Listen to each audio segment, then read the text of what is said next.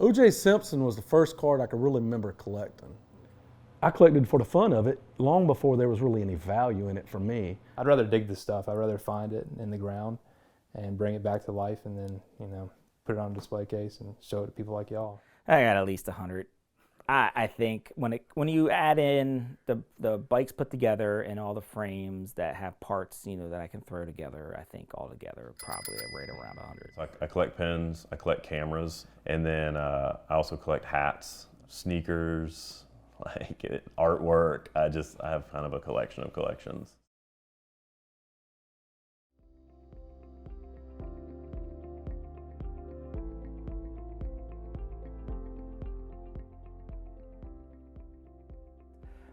I can always think of myself finding something and collecting something.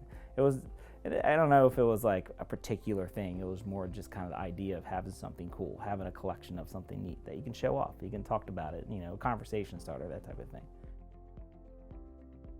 I collected cards. It's one of my earliest memories of me and my dad, and I remember collecting O.J. Simpson cards. I've always collected, and it always tied me to my childhood. I like them just the fact because when I dug with my dad, the first time I ever dug, I found 12 of them, and he got so jacked up about finding those 2 with the trees on them that just sparked my interest for him. And then when he passed away, it's just like that whole different thing kicked in my mind that I have to get as much as I can.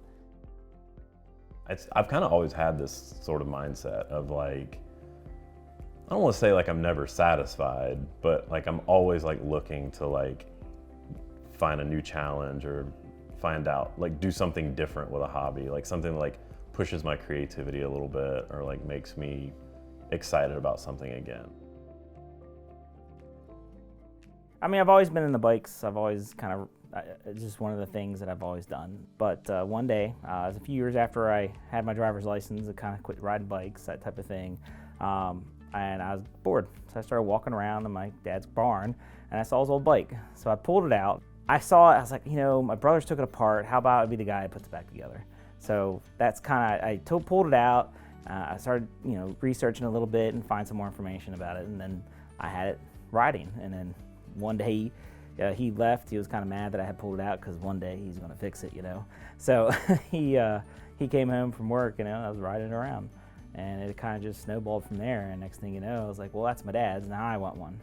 So then 1 turned into 2, the 10, the 20, 100. I don't know how many I have. So having this unending sort of catalog of things to buy through the internet, whether it be eBay or forums or Amazon or classified ads on Facebook or whatever, it sort of makes the hunt a little easier if you're doing that stuff, versus going to rummage sales or thrift stores or whatever, hoping to find something, So being able to collect your hobby in your underwear is definitely a blessing and a curse, right? So.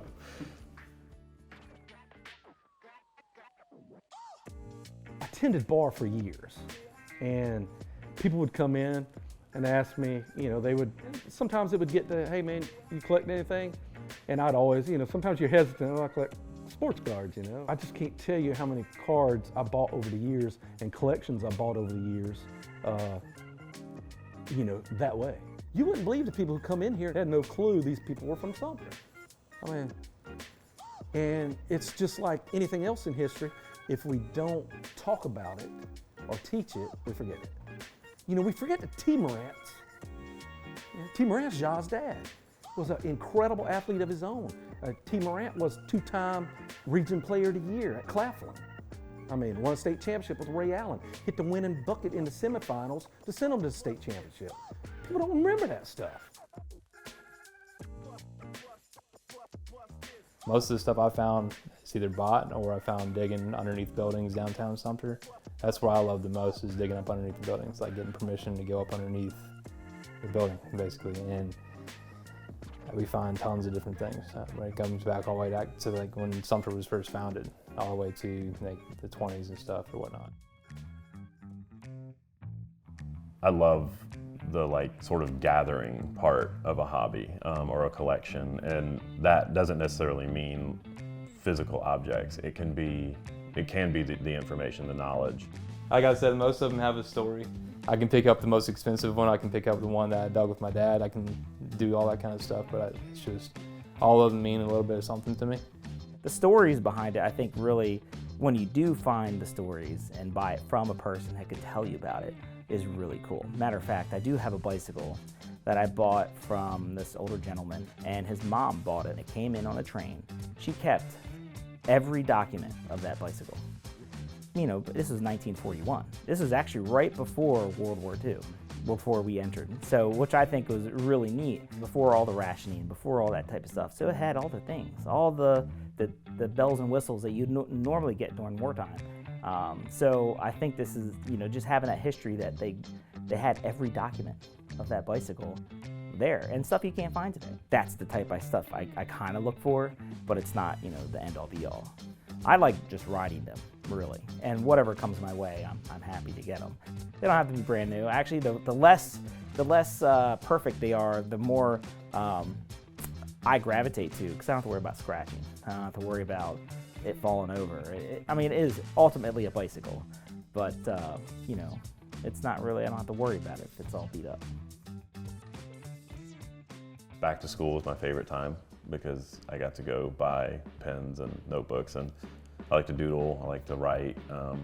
And so now that kind of turned into fountain pens and handmade pens from different makers, different machinists. I mean, anything from copper and brass to titanium. I have a pen made from zirconium, which is kind of a rare metal, and it's really hard to machine, and it's actually really dangerous to machine. So like having a pen made from it, it's just kind of cool. People just go nuts. Like they're like, you paid what for a pen? You know, like, and then there, you know, there's a little bit of this like FOMO thing too, right? So there's fear of missing out, and a lot of what I collect is limited edition or limited run. So they'll say, oh, we're gonna make this from, you know, June 1st to June 30th, and after that window closes, this will never be made again. And so I get caught up a little bit sometimes, and I'll be like, oh, well, it's a color I don't have, and it's a material I don't have. This is cool. Like, if I don't get it now, I'm never gonna get it. And I've sold a lot of, I mean, I'll buy and sell and trade, and, you know, a lot of these end up selling for more than I paid for them, which is cool. You know, so it's a little bit of a, I tend to sort of buy things that I'm gonna keep, but there's always this opportunity to like trade it up for something I like even better. Sumter stuff is a big thing I'm looking for. There's only a few that I'm missing.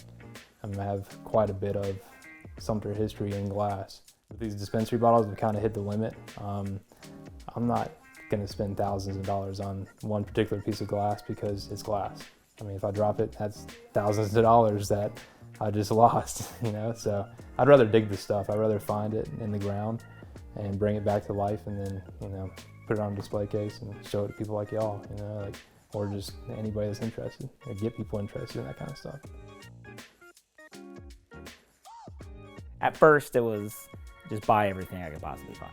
I very rarely now just go out and seek bikes. I haven't sought out a bike in a few years. So I kind of am content with what I have. Matter of fact, I'm willing to get rid of some of my stuff that I have. Just for the fact that, you know, I can't, what am I gonna do with them? I can't ride them all at once. All these back here are for sale. I mean, if somebody likes it more than I do and they want to pay a crazy price, I'll sell it in a heartbeat.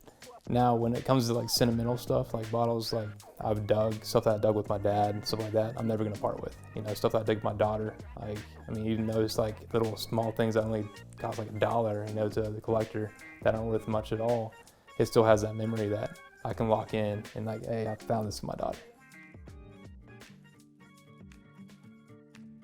And that goes back to the collecting aspect also. I got a bunch of stuff, just like this picture I brought in of Mr. Richardson. I bought it online. Well, come to find out, I bought it from him. And I know his son well, Robbie. I bought it from Robbie, and that's his oldest son.